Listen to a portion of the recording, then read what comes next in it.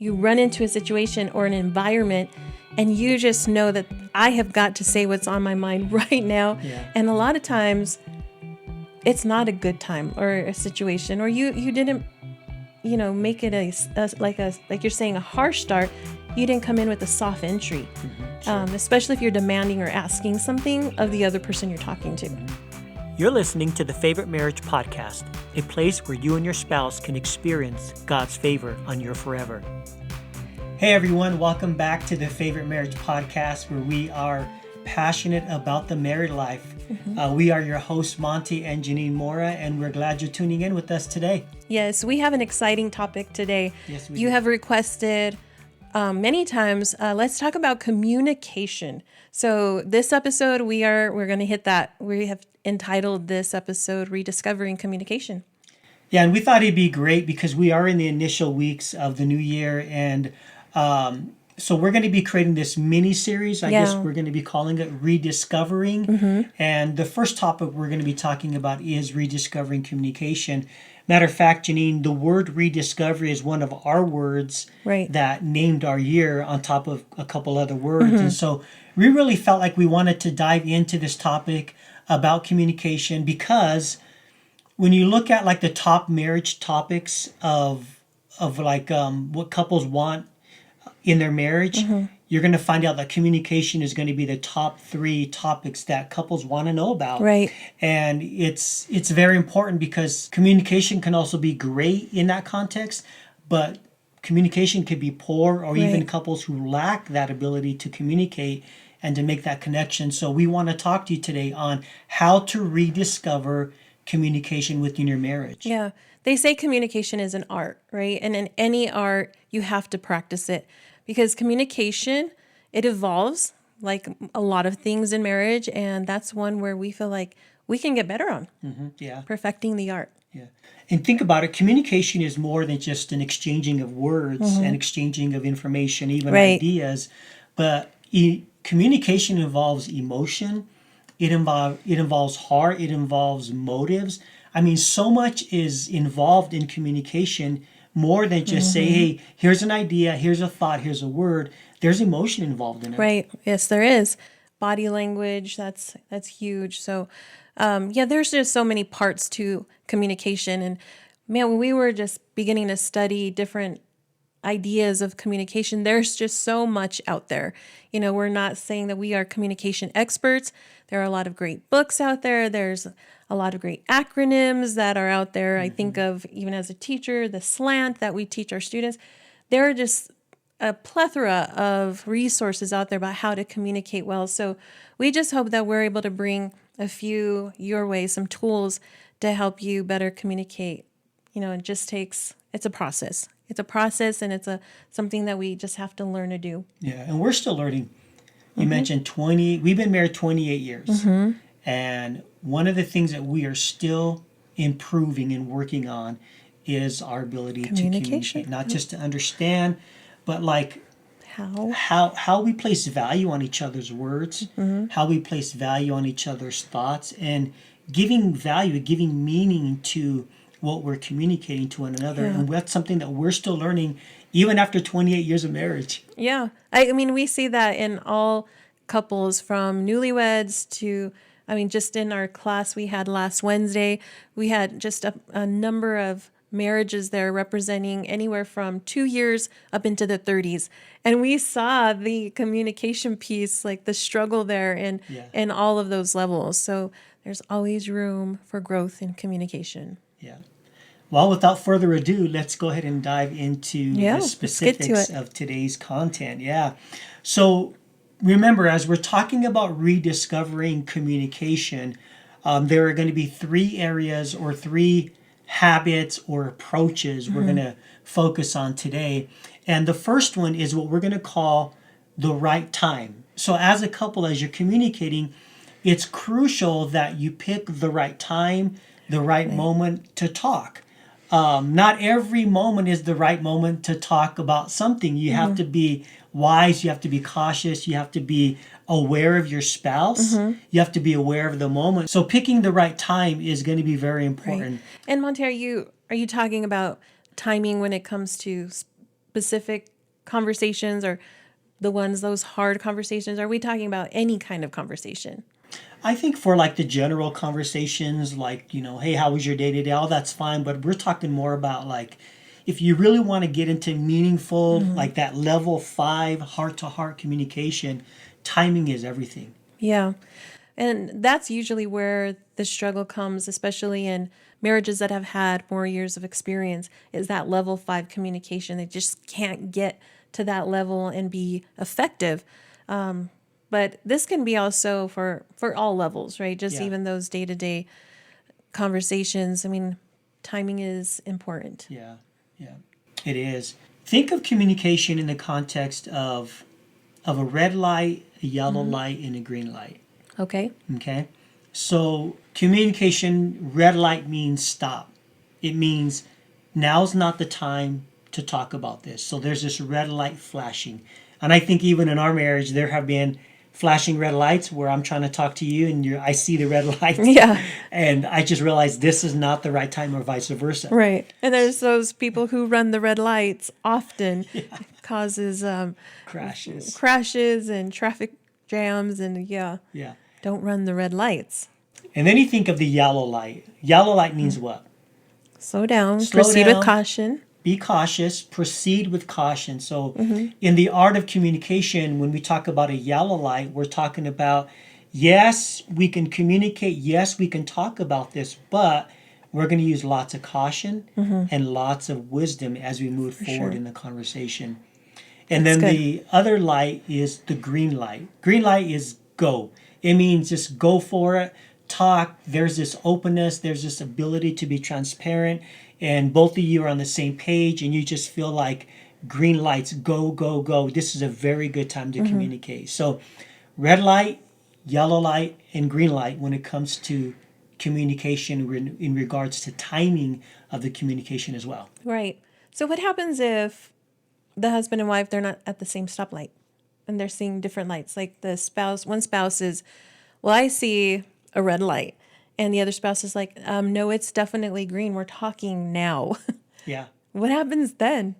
You're probably going to hit the yellow light then. You need to move to the transition of the yellow Sure. one because, like, if you're ready and I'm not, then Meet in the middle. we need to meet in the middle somehow Talk and this maybe out. proceed with caution. Sure, that's good. Maybe proceed with caution would mean, hey, like if I'm not ready and you're ready, my yellow light would be, let's talk. Let's start the conversation. Sure. But if we feel now's the right time, can we scale back on that and revisit it another time? Right. I like what you said there because you acknowledge that there's a need to talk about it and you're not Yes. I'm just going to turn around and go the other way. We're not even going to approach the light. But no, you recognize, okay, I recognize that this is important, but also asking for some grace on your part. Like maybe you're just not there. It might be just emotionally not there. You might physically Sure. not be feeling good. It just, maybe you haven't had a chance to think about it. It might be a mental yellow light. So yeah, that's good. Just taking into consideration each other's needs at the traffic lights of conversation is very important. So discerning the moment, discerning the right time Yes, is going that's to be good. very important. So Discerning. let's say, for example, we're getting ready to go to bed. We've had a long day at work and we're in our pajamas. And all of a sudden, I drop this heavy bombshell topic on you. Do you think that's the most appropriate time to want to talk Absolutely not. about that? Yeah. You never want to take on a heavy conversation, one that's going to take a lot of emotion and mental thought when you're tired. Sure. Not a good time. Yeah. What about this one? Let's say maybe considering asking your spouse when it comes to timing, hey, is this a good time for us to talk? I think that's a really good question. Right. I know that happens a lot between us because you're a quiet thinker and there's times where I just thinking like, oh, he's just sitting on the couch or he's just dabbling on his laptop and I just start going and just like start spilling out. And I realize like halfway into my conversation, like maybe you're not there and you were just so caught up in thought for something else. But yeah, learning how to say, is now a good time? Or, like, what are you doing? And just filling them out for that conversation. Yeah. Because you don't want to catch your spouse off guard either. No. It's like if I went to work today and I came home and real flippantly I just said, hey, by the way, I applied for a management position job today. Well, that's definitely a bomb, because that should have been a conversation that happened before that, because that's going to be a game changer for the family. Yeah, you don't want to drop a bomb like that with your spouse at any time. Honestly, it should be something that leads up. There's conversation leading up to that. Yeah, yeah. And I definitely don't want to catch you off guard by something in a way to where it's like, I didn't even see that one coming. Right. So again, it's about being discernful. It's about being Right. respectable. It's about being considerate of your spouse as you both navigate the topics of communication. Exactly. There's always going to be those times though that pop up, and it's going to catch you both off guard or something, even with the kids, and they walk in and they drop the bomb and, Yeah. and you look at each other and you're like, it's time to communicate. Let's go to the other room. You're like, there's going to be those moments. Yeah. But when you're in a controlled environment, when and you're like having those thoughts, like there needs to be a conversation about this, plan well. Yeah, that's so good. So, guys, that's so important. Now, let's give them a couple benefits of when you choose the right timing, some benefits that can actually happen for a married couple. The first benefit is when you choose the right time, both of you have a better focus. Sure. So, both of you are like really engaged now because you've actually timed it correctly, and there's an ability for me to really focus on what you're saying, and your ability to focus on what I'm saying is highly improved. The second benefit of planning the right time to talk is you're both in a better environment, right? Yep. So we're ready to actively listen. Yep. We're ready to really engage into what is being said, and the environment, the moment, the room, the atmosphere. Yeah, there's is no set for it. distractions. Like the distractions are set aside. Yeah. And then, of course, the third benefit is there's a better outcome because both of you are in, here's the word, agreement as to what is being discussed. Sure. Good. Yeah, Yeah. I think so. So let's move on to another healthy practice in communicating. It's the tone, right? That tone of conversation is a huge piece of how good or how bad a conversation can happen. And we're not just talking about like the inflection of your voice. I'm talking about how you come into the room and the tone you walk in with. Like people have a tone about them, right? It's interesting, and we were talking about this the other day as we were actually listening to another podcast about the Gottman Institute, Right. how they did these studies, what they called the love labs. And it's interesting, if you got to go back and do some research and read up on the Gottman Institute and the love lab, it is phenomenal. And so one of the things they talk about in regarding tone is an indicator of a couple that could possibly move towards divorce. An indicator is what they call harsh startups when it comes to conversation. So again, it's like when a couple, when they're talking and all of a sudden one spouse just kind of has this proclivity or this tendency to, like I like to say, come in hot, just coming in with a harsh, critical startup in the conversation. Yeah. They jumped the gun. They jump the gun, yeah. And the tone is at it's at a 10 instead of coming in what they call a soft startup. Yeah. Okay? So there's a difference between a harsh startup when you have a conversation compared to a soft startup. Yeah. That happens a lot in not just in marriage, but just as a family, or someone barges in and opens the door, like, what's for dinner? Or, hey, I got to get somewhere. And it's like, hello, Yeah. good to see you. It's just like, and you don't even realize sometimes that you're doing it. You just have this passion to communicate something. Yeah. You run into a situation or an environment and you just know that I have got to say what's on my mind right now. Yeah. And a lot of times it's not a good time or a situation, or you didn't, make it like you're saying, a harsh start. you didn't come in with a soft entry, especially if you're demanding or asking something of the other person you're talking to. Yeah, and the harsh startups can be perceived as being very critical, like Or inconsiderate. or inconsiderate as well. Yeah. And so let's give an example of a statement of a harsh startup compared to a soft startup. Okay? Okay. So let's say a soft startup would be, I come home from work, or vice versa. You don't have to be me to you, right? And I say to you, hey, love, do you think there is an opportunity this evening where we can put the laundry away together? Hint, hint. Yeah. Compared to a harsh startup would be, when are you going to get the laundry put away? It's like been sitting there for a week. yeah, what have you been doing all day? Right. So you come in very hot and you come in very critical and you come in almost like attacking the person's character. So that would be an example of a harsh startup compared to a soft startup. Right. Let's talk about the third communication approach. Okay. So this is the idea of the right topic. Now this is important. Actually, I think in one of our previous podcasts we talked about when a couple needs to stay on topic and not be jumping from topic to topic as they're communicating. Bunny trails. Yeah. And so the idea is to stay on topic as you're communicating as a husband and wife, stay on track, and resist the urge to bring up many topics of conversation all at one time. So the idea or the strategy that they call this, like when a couple just like vomits, like emotionally, verbally just starts vomiting one topic after the other, they call this topic flooding. Okay. Flooding. So imagine a flood just overwhelms the situation. So if I'm coming to you and we're talking and I start talking about the kid and I start talking about the finances, I start talking about church and I start talking about work and I start flooding you, what that is doing, it's overwhelming you. Right. And so I'm flooding you. I can't breathe and I'm trying to tread water. Right? I like that way better than the vomiting part. I think I like that term flooding, because flooding could be good things.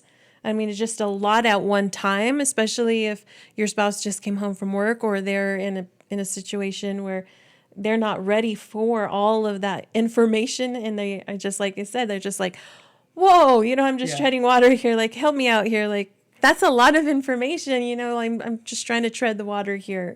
That's a much better term. Yeah. And you're being flooded when your muscles start to tighten and you feel your blood pressure start to rise. Yes. And you just feel like I'm feeling overwhelmed right now with all this information because you're not giving me the opportunity to focus on one topic at a time.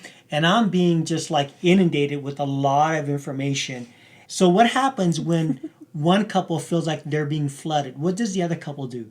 Sometimes they'll just shut down, or they might respond in a negative way and match that tone and come out like, just in a way that the other person didn't expect. Because they don't know how to handle that. Like, what happens when, like, this is funny, but like the whole flooding thing, like what happens when someone who doesn't know how to tread water or swim, what happens when that person when they're panicked? They start wailing and grabbing onto other people and pulling them down. And like, we've been in that situation. That's a scary situation. And that's what happens. They don't know how to respond. They don't know how to handle the flooding. They don't know how to handle all of that information that just came to them. And then they just start wailing. And I'm not saying like physically, I'm just saying maybe with their words or emotions. Sure. And it could be a dangerous situation for both of them. Yeah. Here's what I'm thinking, because I know there's a lot of people out there that probably think a lot like me. I'm very scatterbrained in my thinking, and it's easy for me to go down a bunny trail when we're on a hot topic, and it's like, oh, that reminded me of this, and oh, by the way, and just going from here to here is a good practice. Just get a piece of paper and a pencil and just write some thoughts down, just some little bullet points. It doesn't even have to be like a full sentence, just key words that are going to trigger you to go back to that when you have finished talking about that one topic. Because someone who is not ready for all of the things it's not going to be a productive conversation, and you got to be sensitive to the person on the other side of your scatterbrain. Think of that person and how that you're trying to get an answer, right? Usually when you're communicating with your spouse, it's to come to an agreement for some kind of answer or solution, right? And the only time you're going to get that answer or solution is when you are focused and zoned in, usually on one topic at a time. Right. Not saying that evening or that time of conversation can't knock Have out multiple. Right. Yeah. Can't have multiple solutions, but maybe just like one at a time, and slowly moving from topic to topic. Yeah. Put a period on the topic. It's like if the topic is resolved, put a period. Okay, let's move on to the next topic. Right. And as we were talking, I actually thought about this. I wrote it down. Is this a good time to talk about this, or should we table this for the next time? Like, we're running out of time or it's getting late. I mean, it just depends on the situation, where you're at, the timing of everything. But those are the kind of questions you need to ask each other. But always recognizing each other's just the importance of the topic that's on their heart, or whatever is concerning for them. Oh, I see. Yeah, that's important. I'm glad you wrote that down. But can we talk about that later? I feel like this is going to be just a little longer than what we have right now. Just validating the other person's thoughts and feelings and what's important to them. Validation is huge. Yeah, validation and just being kind. And guys, that's another big thing about communication when you're talking about the right topic. Be kind to one another. And remember that as a husband and wife, we're friends. Yeah. Right? We're walking the same walk together. And you have to remind yourself, even in communication, when it comes to this idea of the right topic, that you're not each other's enemy, that we're friends, and we're walking together. And so we need to be kind, we need to be patient, and stay on topic and stay on task with each other. We're on the same team. What happens with any team, and now watching a lot of football, like when it's all messed up and there's penalties happening and the players aren't going in the right place when they're supposed to, or football. There's all this stuff going on and it's not working. You don't turn against each other. You huddle up, you call a timeout, and you get on the same page. Call another play. Yeah. That might work. Yeah. Communication is important in marriage because it promotes intimacy. Communication fosters an emotional connection. Communication builds trust, and it cultivates happiness. For sure, yeah. Like, what marriage does not want to be happy? And when there's healthy communication and it's being cultivated and it's being worked on together as a husband and wife, there is a sense of joy, there is a sense of happiness within the relationship. And also when a couple gets together on the same page using the right tone, the right topic, and the right timing, it actually reduces conflicts because they're engaging more, right? And they are better able to understand each other's feelings, understand each other's thoughts, understand each other's emotions, because they are connected and they are learning, like you said, the art of communication. Yes. And no better way to learn the art of communication but through communication dates. And we've pushed and we've encouraged people to go on. I'm telling you, those are key to some great conversations and can lead to great evenings. Yeah. Yes. Just throwing that out there. I mean, yeah. That's another form of communication right there. Of course it is. It's interesting. You talked about the idea of how communication it serves as an example to our children. Yes. And I think that was really, really important. You want to kind of hone in on that one? Right. So as a teacher, of course, I see a lot of adolescents every day, young people that walk through the halls of our school and walk into my classroom. I was sharing with you that you can tell the homes where there's good communication and where there's bad communication based off how students respond to you. Like I have a particular probably just not just one, but a few students who are very just defensive. Like they just always have to be right. I mean, every time. I mean, there's not even a reason to argue, and they're arguing. Just having that really combative spirit. You know what goes on in their home. They're seeing it, or they're involved in it, and sometimes it's really sad. It's heartbreaking, and I'll have to come in and kind of just change the tone, restart the harsh start sometimes. And it affects our children. The way we communicate at home affects our children. And then on the flip side, you can see that as well with those students who are very patient. The words that they speak, there's just a lot of grace in their talking. It makes a difference. I mean, you can see it. Yeah. So if you want to pass a really good baton to your children, teach them healthy communication tactics within your home. And it begins with how you and your spouse communicate. And because your children are watching, right? And, all of our children are growing up and moved out of the house. But we were very cognizant of what we said in front of our kids and what we did not say in front of our children, because they pick up on those things. Oh, yeah. And so as a husband and wife, I would say this would be like a yellow light. Use caution and wisdom in what you say and how you communicate, especially in front of your children. Yeah, and by no means were we perfect. We blew it many, many times, and our kids will be the first to tell you. But your children's minds are so impressionable, and they remember. And so keep that in mind when you're communicating at home with your spouse. They will either want what you have in each other, and they would want to take that into their marriage, or they're going to say, I do not want to be like that towards my husband or my wife. I mean, it's up to you.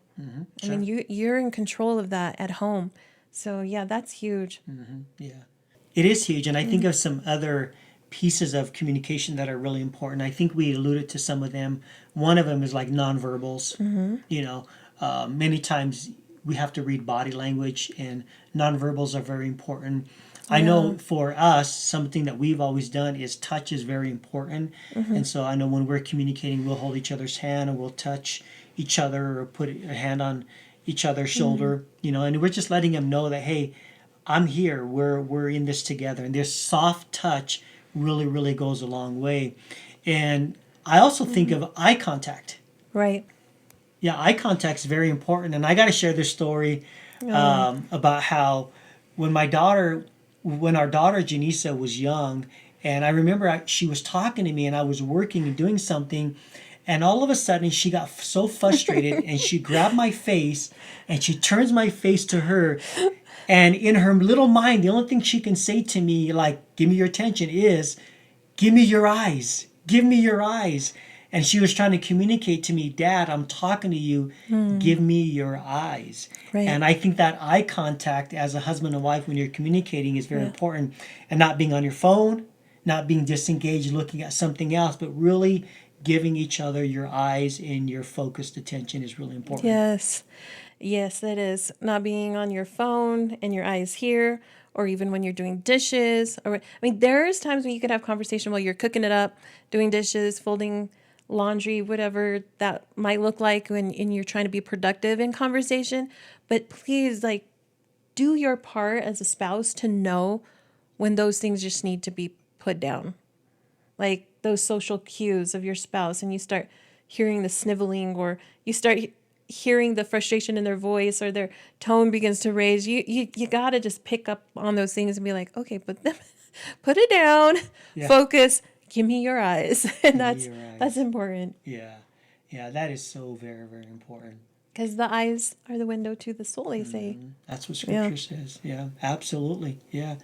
So we've given you 3 approaches to communication: the right tone, the right timing, and the right topic.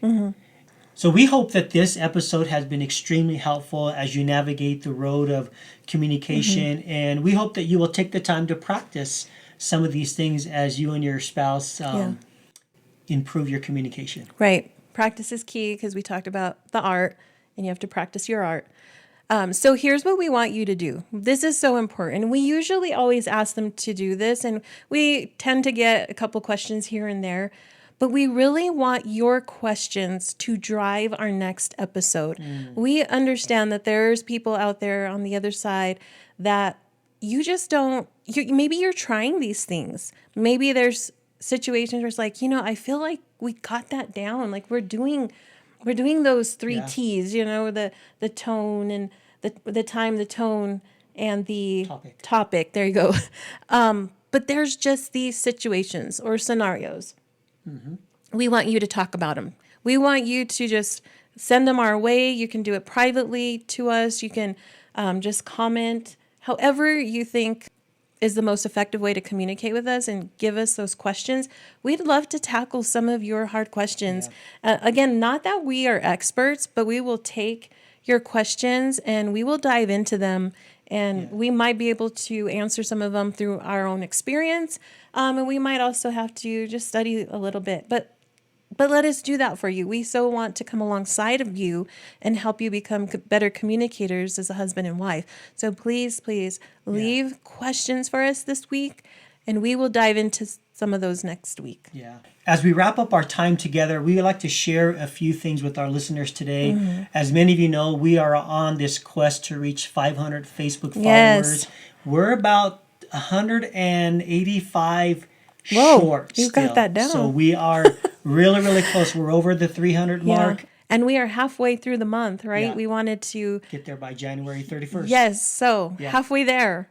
So like, share, subscribe on our Facebook page. You can find us at The Favorite Marriage there. And so we appreciate if you can help us out there. The second thing we're going to ask is if you listen to our podcast through Spotify or Apple Podcasts, we ask you to give us a review, share and like our podcast, because that helps us get the word out as well. And you're going to find all of our contact information in the show notes, as well as all the content that we talked about, the 3 T's, the right timing, the right topic, and the right tone is going to be important. So take a look at the show notes.